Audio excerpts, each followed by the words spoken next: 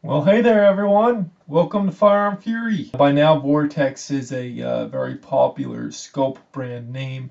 They provide pretty good products. And the thing that they're probably most known for is their exceptional warranty.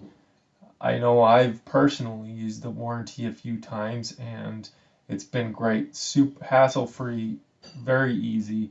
Doesn't matter if it's new or you bought it used.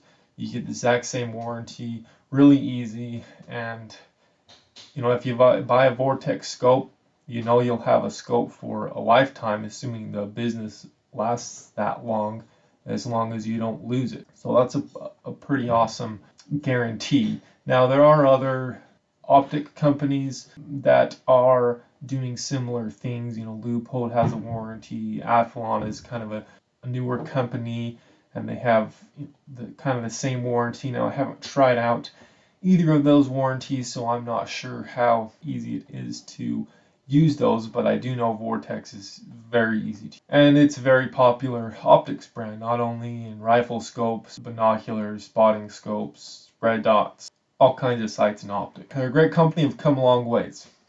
And I personally, in the past have purchased many Vortex scopes. I have a lot of Vortex scopes, have a lot of experience with them. So I thought I'd do a video to kind of explain the differences of the different models. And this is going to be more geared toward rifle scopes, but they have these same models in spotting scopes, binoculars, red dot sights. They all kind of follow the same format. So go ahead and dive right in.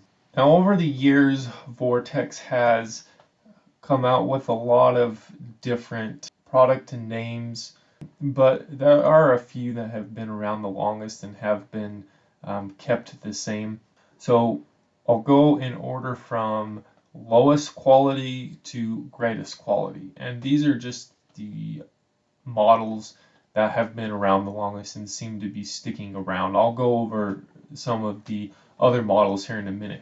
But for the least expensive or the least grade of quality, you've got the Crossfire 2, then the Diamondback, then the Vortex, and the Razor lastly. And they all kind of, obviously with more quality, you're going to be paying more. I'll go through these a little bit more detailed now. The Sonora optics and scopes, I'm not entirely sure, what they have as far as red dots and everything, and what exact type of scopes that they have.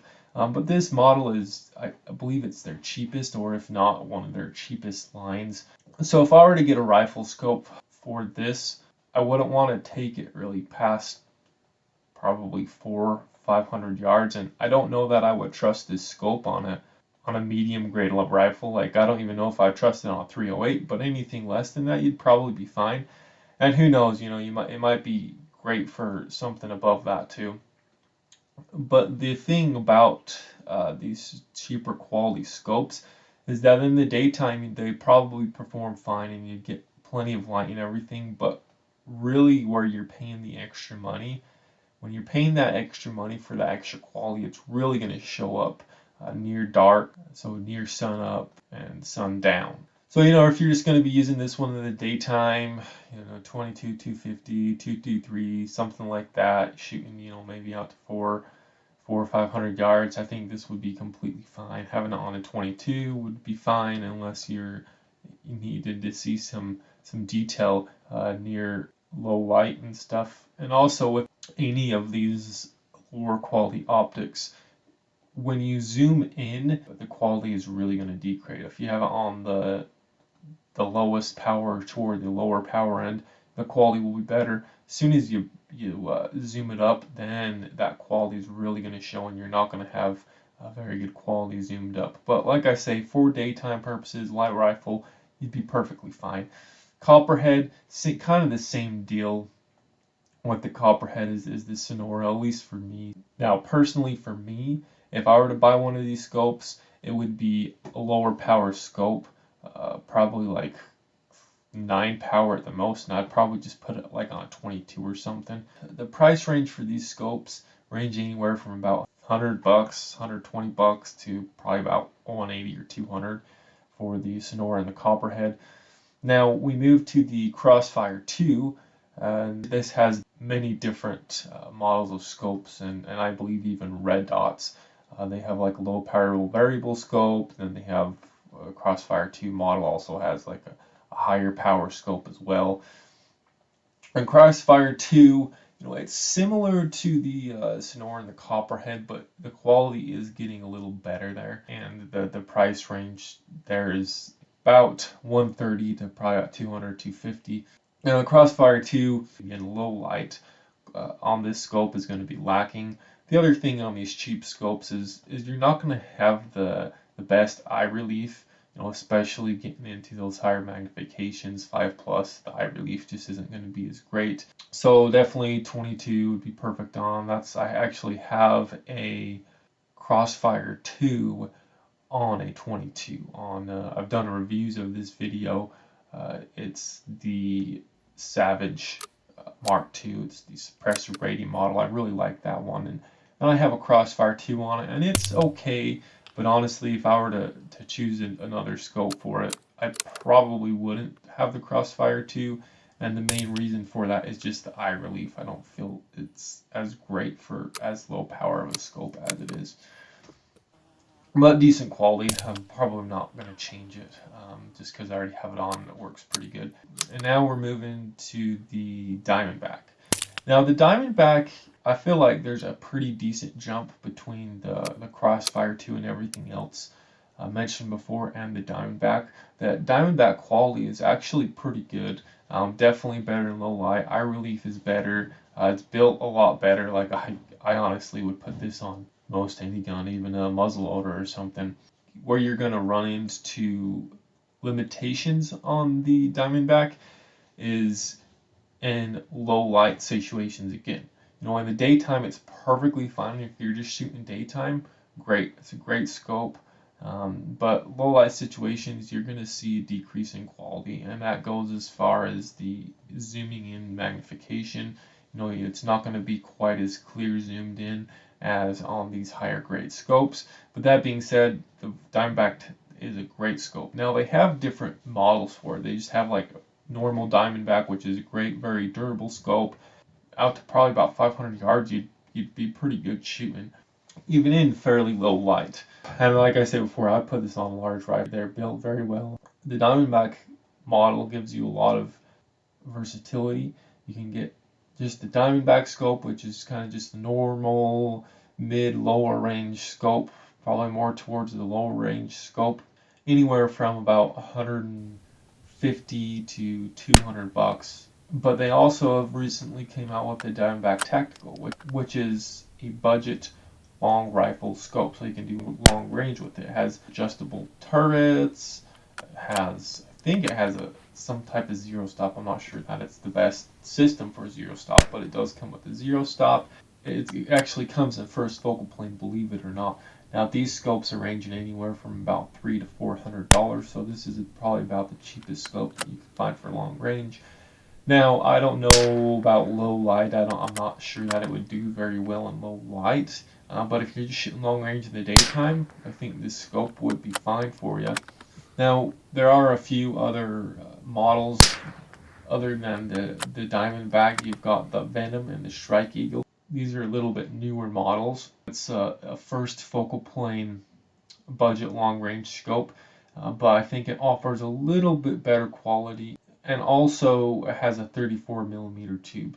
The Diamondback Tactical, that just is a 30mm tube. You go to the Venom, that's a 34mm tube, which allows for more adjustments for elevation and windage. Now this is going to be a little bit more. It's going to be about 350, 400. If you got the Strike Eagle as well. Now these are both first focal plane scopes, so a little bit better than that Diamondback Tactical as far as glass quality and clarity. And you also get that 35mm tube. Now again, if you're trying to use this for long range hunting, again, I'm really leery about this in low light, and when you zoom in, especially in low light, I'm not so sure that it would work well. But if you're shooting mostly in the daytime, for long range, I think you'd be perfectly happy with this one. Be perfectly fine. Now we move to the Viper. This is, as I mentioned in the very beginning of the video, this is another one of their main models that have been around for a long time. Now they do have some submodels of the Viper, which I'll go over now. You've got the baseline Viper. It's a pretty good scope in low light. It's getting pretty good in low light. These lower end Vipers generally don't come in first focal plane. They're generally just second focal plane.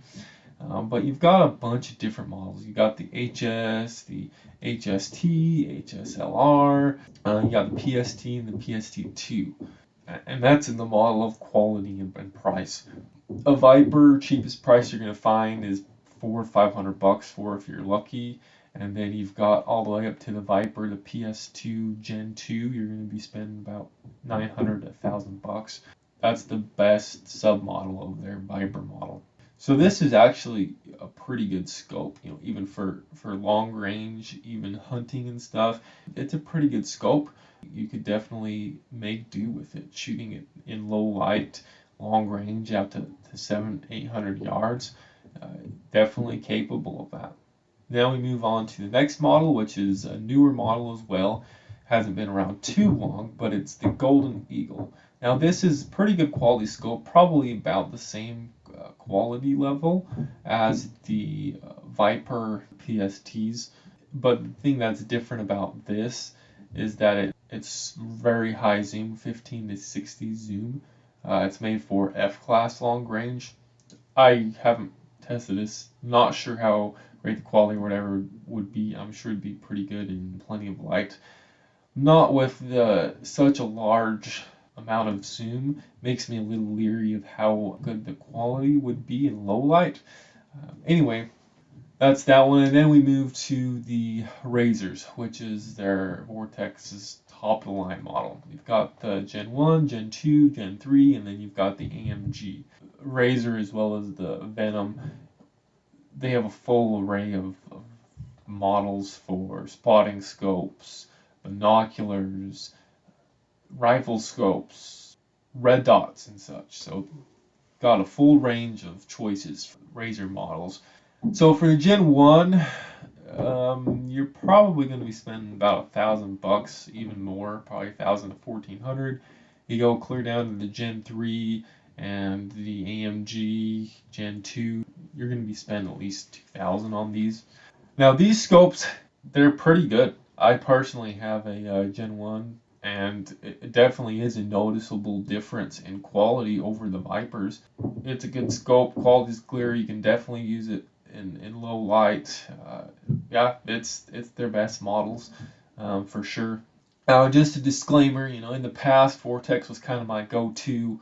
Recently, within the past couple years, there's been a lot of new scope manufacturers, and they're bringing quite a bit of value for the money. So, if I were to buy a new scope today, would it be Vortex? Depending on the situation I use it for, probably not. But in the past, it has been. If you've seen any of my other videos, I have Vortex scopes on a lot of my different optics, so they're great optics. The only things that I don't like about them is that bang for your buck is getting less and less, especially as you've got the other scope manufacturers that are just bringing more value for your dollar. And the other thing that I'm not really a big fan of, but is pretty common among scopes, it's definitely not out of the ordinary, is the weight. They weigh a decent amount, but like I say, most of the scopes weigh about the same as these scopes.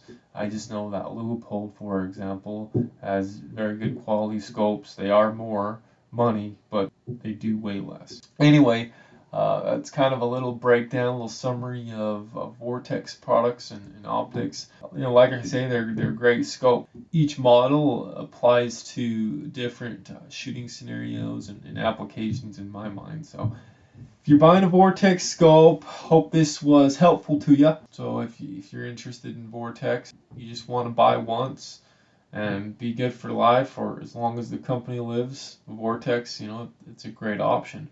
They're a pretty good bang for your buck. Maybe getting a little bit less bang for your buck now as a couple years ago, but still pretty good deal. Kind of hard to go wrong with.